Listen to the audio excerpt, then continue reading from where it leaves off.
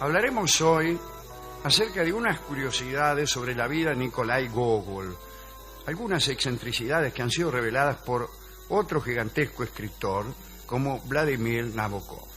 Gogol nació en 1809, lo cual no es una excentricidad.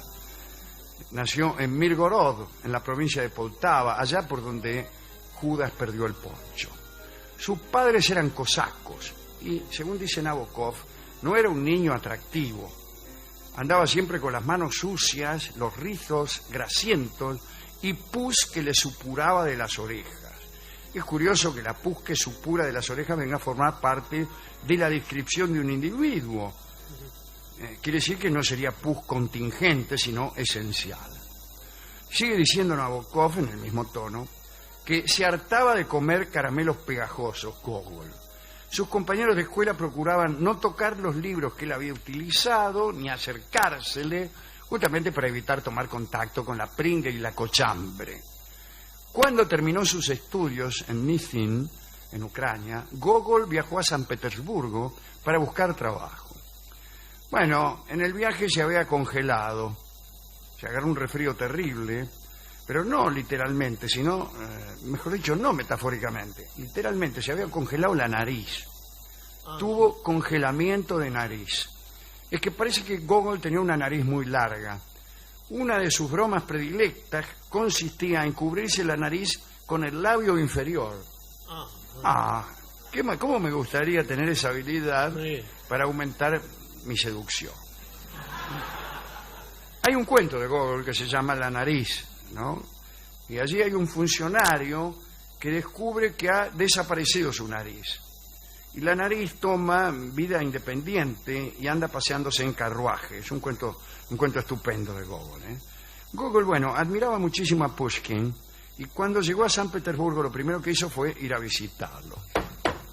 ¿Quién es? Fue, le golpeó a la puerta, pero no tuvo suerte porque Pushkin se negó a recibirlo.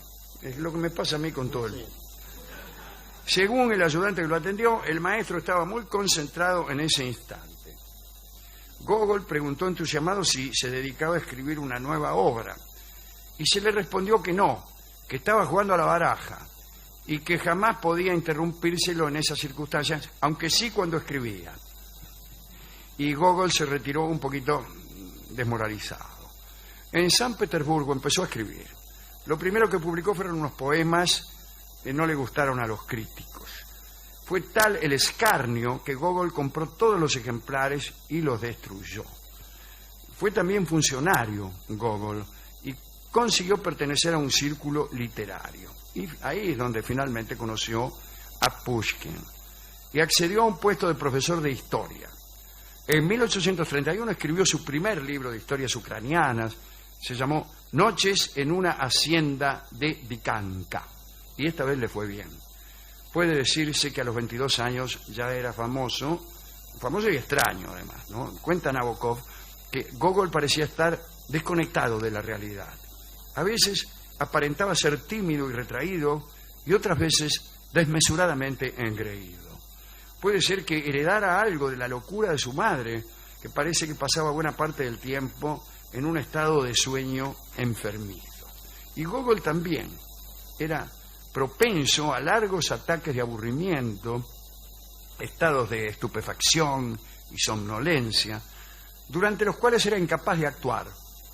Se quedaba quieto en una especie de duermevela durante 3 o 4 días. La gente decía que era un haragán. Creo que fácilmente la gente dice que alguien es haragán. Vio cómo es la gente. Era, eso sí, Gogol un hipocondríaco notable. Siempre decía que estaba espantosamente enfermo. En cuanto a la mamá de Gogol, que como hemos dicho está un poco loca, adoraba a su hijo y estaba convencida de que era el responsable de todos los avances tecnológicos de la época, incluidos el telégrafo y el ferrocarril. El ferrocarril. Mi hijo, ahí donde lo ve, inventó el telégrafo y el ferrocarril, decía la vieja. Bueno, Gogol escribía de noche. Decía que durante el día había que ir al mercado a pagar impuestos. Y tenía razón. ¿Qué es esto de andar escribiendo de día? Decía entonces, o decía también, que no podía escribirse nada si no mediaban 3 o 4 horas anteriores sin hacer nada. para separar la escritura de la actividad mundana. Tenía mucha razón. Parece que aunque estuviera muy inspirado, escribía solo un máximo de 10 páginas por cada jornada. 10 páginas es una barbaridad. Pero el caso es que no se permitía escribir ni una más. Decía que ninguna supuesta inspiración que sobrepasara esa cantidad de páginas era fiable.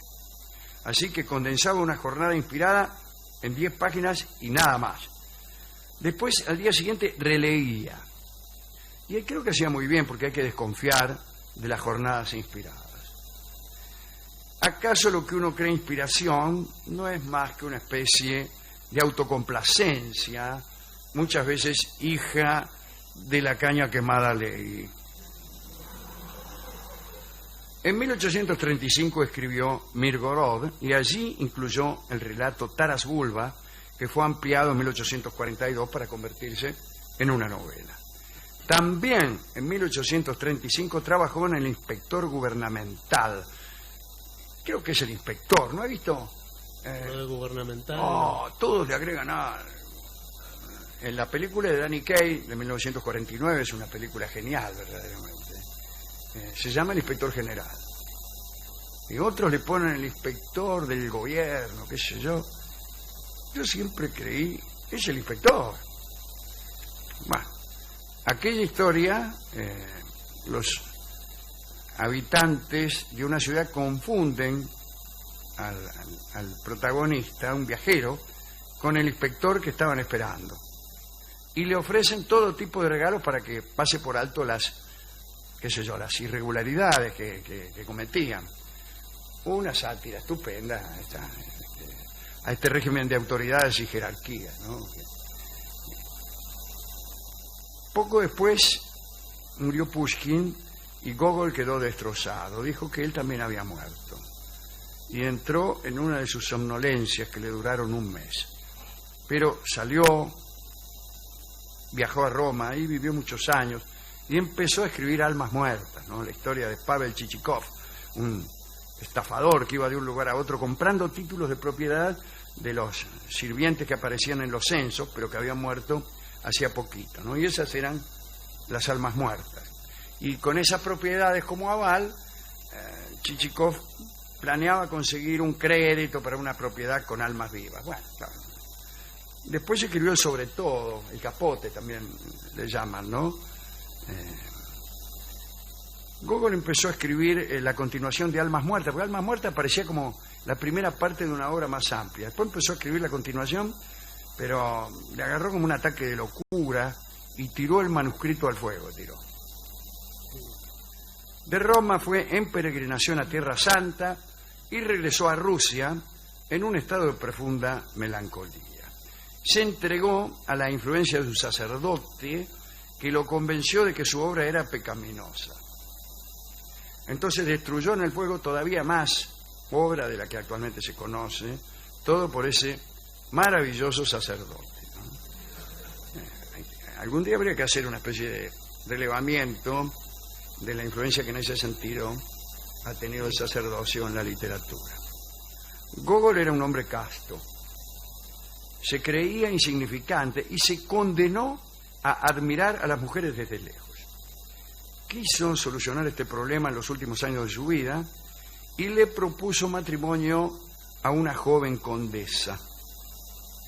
Pero le explicó inmediatamente que el matrimonio debía ser plenamente espiritual y le advirtió a esta mujer que el sexo no intervendría. Y fue rechazado. Y se deprimió todavía más. Y así, sin poder escribir y sin poder amar, se tumbó en una cama y se negó a hablar con nadie o a que lo visitara nadie. Dejó de comer hasta que murió. Bueno, incluso más allá. No vino la muerte a interrumpir su ayuno, sino a hacerlo todavía más extremo. Murió en 1852, tenía 43 años. Él tenía una extraña teoría trascendental acerca de las mujeres. Decía que los pensamientos eran la mujer. Escribió: ¿qué es la mujer? El lenguaje de los dioses, es poesía, es pensamiento, y no somos más que su encarnación en la realidad. Mientras esta idea permanece en la mente del artista, mientras está creando y no ha adquirido todavía forma corpórea, es mujer. El pensamiento y la creación del artista hombre es mujer decantada. Hoy ese pensamiento tan poético, a mí me gustaría haber tenido esa idea. Hoy ese pensamiento sería considerado de algún modo incorrecto. No se me ocurre cómo. No, quizás patológico. Pero cualquier idea poética que uno viniera a tener acerca de la mujer es considerada políticamente incorrecta. Yo creo que hay cierta razón en eso, y que a lo mejor se trata de no tener ideas acerca de la mujer.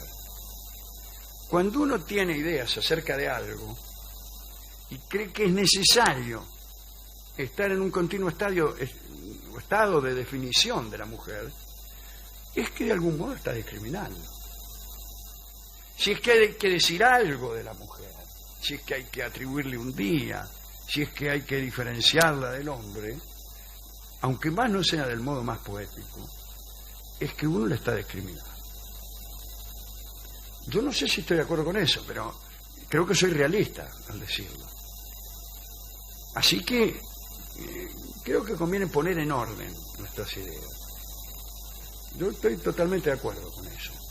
Aunque si yo fuera mujer y buscara y me sintiera discriminada, como con toda justicia lo sienten todas las mujeres del mundo, no me gustaría que un tipo esté hablando la mujer, bla, bla, bla, porque yo creo que la mujer, bla, bla, bla, bla. Bueno, a mí me caerían muy mal esos tipos. Me caen mal. Esos tipos que a cada rato están diciendo cosas ingeniosas acerca de la mujer. Mi respuesta es finísela. Termine con eso. No. Empecemos a pensar las cosas de nuevo. Hay una idea parecida, lejanamente parecida, que es la de Robert Graves, cuando dice que la musa existe y que es la mujer que uno ama.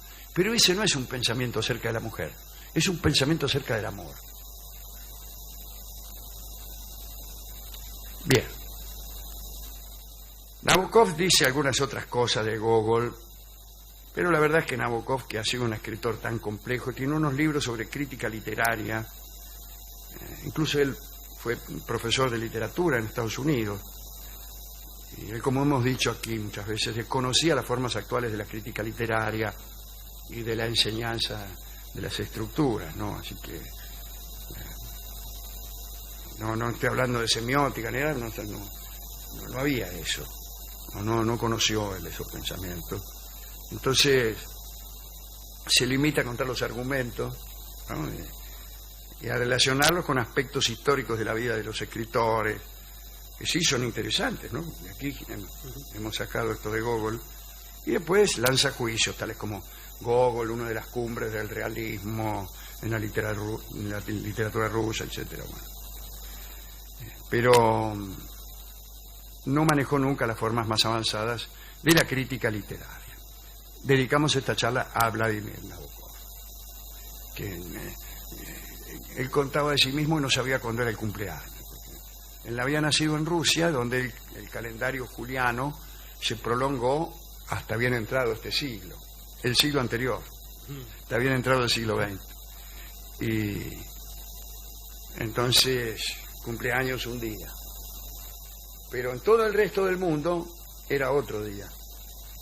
Y se atormentó toda la vida por no saber cuándo era el cumpleaños.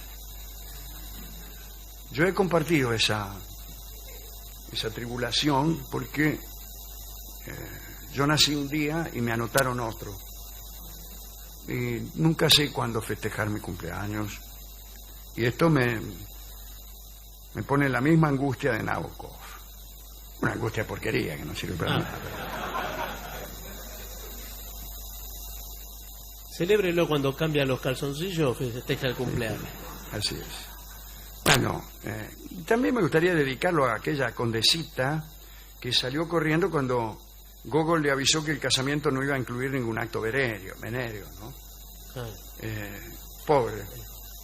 eso sí es falta de respeto. Sí, ahí está. Eso es falta de respeto. Vamos a escuchar una canción de Tchaikovsky. Una canción triste. Después de todo, todas las canciones son tristes.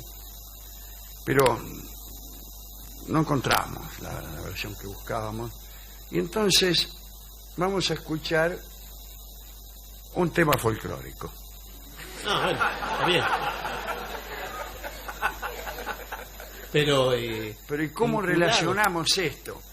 Bueno, un tema folclórico escrito por Tchaikovsky, por ejemplo. Claro, pero no del Un gato. folclore. ¿Qué le Un parece gato. un gato escrito por Tchaikovsky? Tchaikovsky gato. Aquí tenemos el gatito de Tchaikovsky, cantado por el grupo vocal argentino de nuestro querido Chango Farías Gómez.